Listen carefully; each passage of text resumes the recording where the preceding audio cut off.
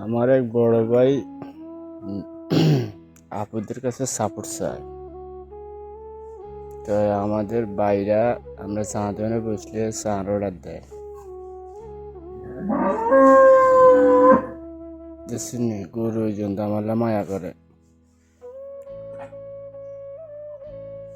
আর আমাদের পরিস্থিতি দেখা তারা হৃদয় তাদের কান্দে। আর এটা আপুর কাছে, এটা আপুর সাথে তো কথাই বলা যায় না। আর আপুরদের দয়া মায়া কি একটা পুরুষের জন্য আছে? নাই। তাদের কাছে যাইলে 10 টাকা বার করতে হইলে বহুত কষ্টে বার করা যায়, বার করা যায় না।